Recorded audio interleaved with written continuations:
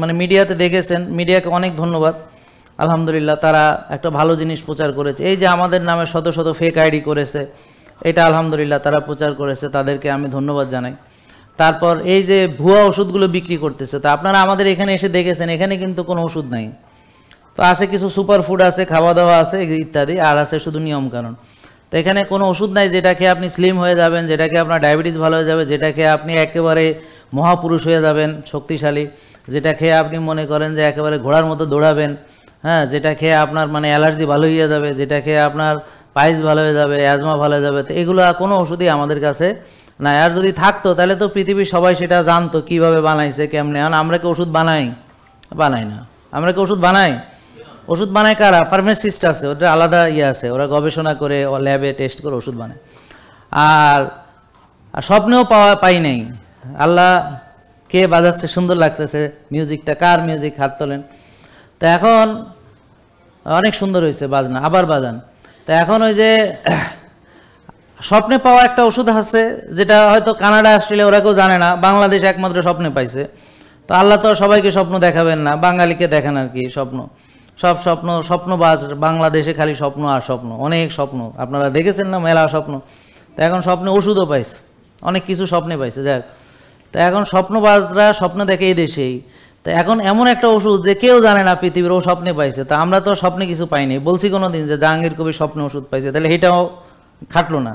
তাহলে আরেকটা কী হইতে পারে, আমি নিজে ওষুধ বানায় ফেলাইছি, মানে আমি হয়তো ওষুধ বানাই না কেউ একজন, তো আমি আডা ময়দা মিক্সড করে মনে একটা মহা ওষুধ তৈরি করছি। তো এটাও আমি কোনোদিন ঘোষণা দিই না। দিলে তো সবাই জানতো জাহাঙ্গীর কবির ডায়াবেটিস ওষুধ আবিষ্কার করছে, তো বিজ্ঞানীরা নোবেল টোবেল নিয়ে আসতো আর কি সবাই, যে সারা পৃথিবীর কোনো ডাক্তার পারলো না, ডায়াবেটিস রোগী কয় ভালোই হয় না, হ্যাঁ আবার ওষুধ এটা বানায় ফেলাইছে, হ্যাঁ বলে ভালো হয়ে যাবে।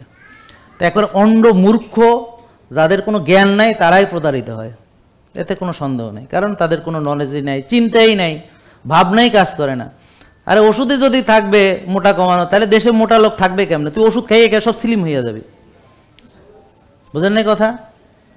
তা এখন মোটা কমানোর ওষুধই যদি থাকে, তা তো সারা পৃথিবীতে এটা খুব জনপ্রিয় হয়ে যাবে, সবাই শুকায় যাবে, সবাই অনিয়ম করবে, যা ইচ্ছা তাই করবে, ঘুমাবে রাত 2টা বাজে, খাবে ইচ্ছা মতো, হ্যাঁ, ব্যায়াম ট্যাম করবে না, খালি ওষুধ খাবে আর শুকায় স্লিম থাকবে। আরে কি একটা মজার জিনিস, এরকম মজা থাকতে পৃথিবীতে, মানে এটা তো মানে বুঝেন না কি ঘটনা ঘটে যাওয়ার কথা।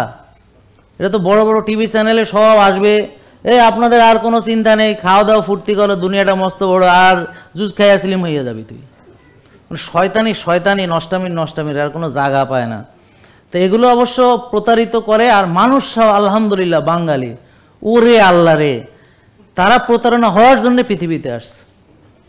আল্লাহ তাআলা তাদেরকে বানাইছে এই জন্যে যে তোরা প্রতারিত হইতে হবে, তোরা রুগী হইতে হবে, তোরা নিয়ম মানবি না, তোরা প্রতারিত হবি। এরকম আর কেউ নেই এত প্রতারিত হওয়ার মতো পৃথিবীতে। এরকম আর কোনো দেশ নেই যে এরকম প্রতারণা তাদের সাথে করা যাবে। মানে তো প্রতারক বেশি কোথায় থাকে? যখন মানুষ অজ্ঞ থাকে, যখন মানুষ জানে না, তখন প্রতারণার সুযোগ বেশি। যখন মানুষ জানবে যে সুস্থতা যদি এতই সহজ হইতো, স্লিমিং জুস খেয়ে যদি ওজন কমানো যাইতো, ডায়াবেটিস চা খেয়ে যদি ডায়াবেটিস ভালো হইতো, তাহলে এই পৃথিবীতে না থাকতো ডায়াবেটিস, না থাকতো কোনো মোড়া মানুষ, আর না থাকতো কোনো দুর্বল পুরুষ, আর না থাকতো কোনো অ্যালার্জির রুগী। কি বোঝেন নাই? তো মানুষের এতটুকু জ্ঞান নাই, এখন কিভাবে তাকে আপনি শেখাবেন? তো আপনারা সবাইকে সচেতন করবেন। এই ভিডিওটা যে যেখান থেকে দেখছেন ছড়িয়ে দিবেন, শেয়ার করবেন।